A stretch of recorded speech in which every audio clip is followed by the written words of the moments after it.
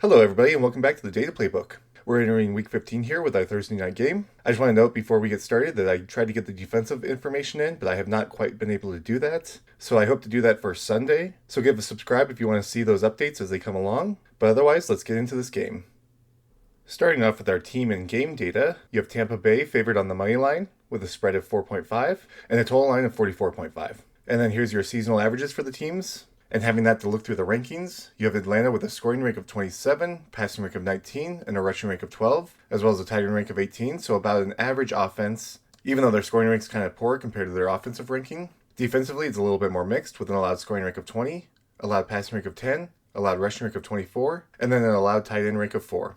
For Tampa Bay, they have a little worse offense. They have a better scoring rank here of 18, but a worse passing rank of 21, and a worse rushing rank of 20. They're also the worst in the league at utilizing their tight ends. Defensively, it's a little bit more mixed, with an allowed scoring rank of 23, allowed passing rank of 27, which is pretty bad, an allowed rushing rank of 8, which is much better, and then an allowed tight end rank of 14, which is a little disproportional from the allowed passing rank of 27, so Tampa Bay is a little better at defending against tight ends than they are generally against the pass.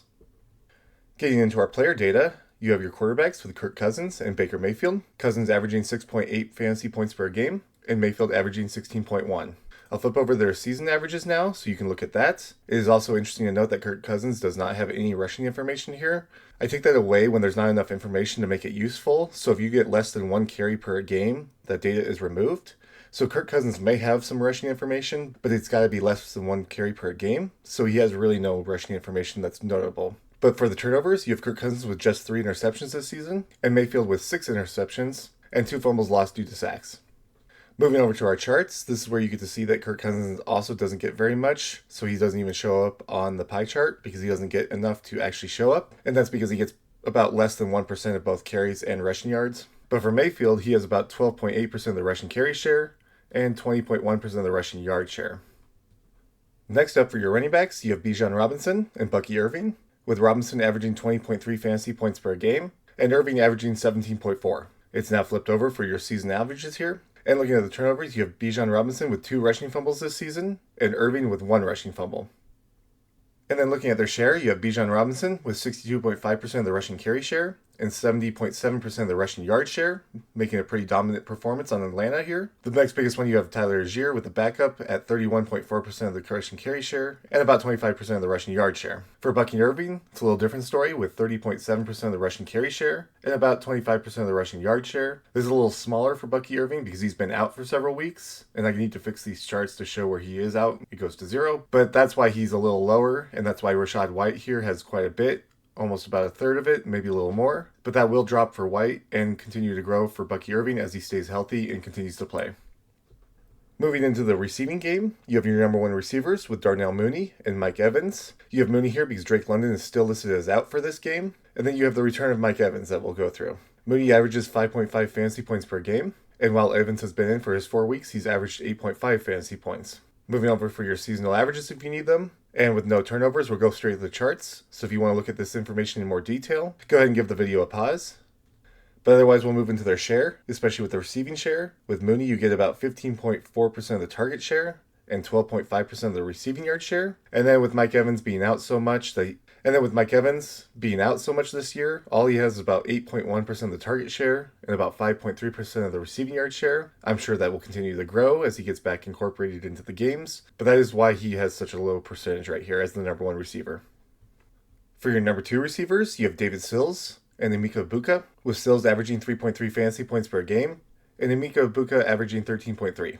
I'll switch over for your seasonal averages for these two, and with no turnovers, we're going to go right to the charts, where you have David Sills with 5.7% of the target share, and unfortunately it doesn't show up here, but we can kind of compare and say this is probably about 2% or less of the receiving yard share. For Emeka Egbuka, he gets almost 28% of the target share, and about 30.5% of the receiving yard share, and that is the largest of anybody else on the team, and that's because he's filled in so much while Mike Evans has been out. So with the return of Mike Evans, we'll see if he continues to be the primary receiver, or if Mike Evans starts getting more catches and receiving yards and building up his portion.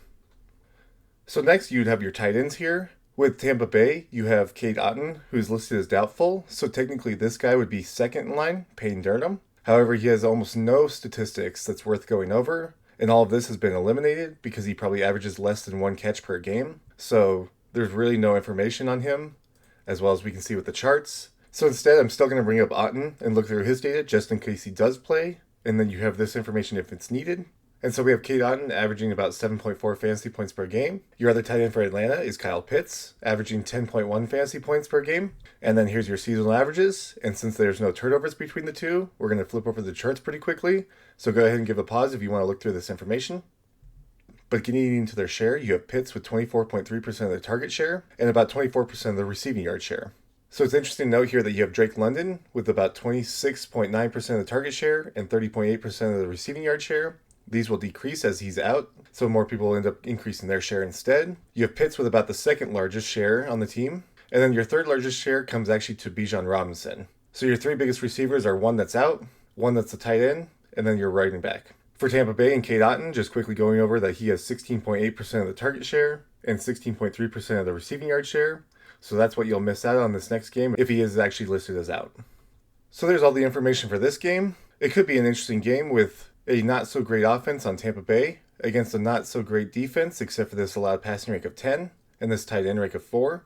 But since Tampa Bay doesn't really utilize their tight ends at a rank of 32, which makes me think that Otten being out will also not affect them very much, going against this tight end rank of 4. And then additionally, you have a pretty bad defense against about an average offense.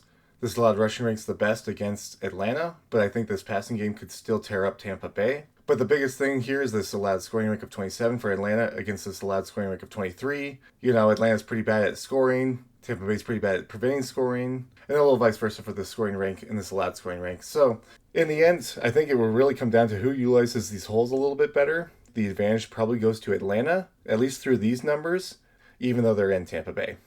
So there it is for Thursday Night Football. I hope you enjoyed and got something out of it. And if you did, leave a like and subscribe. And leave a comment on what other data you want to see in the future. But other than that, thank you so much for watching. And I'll see you for the Sunday games.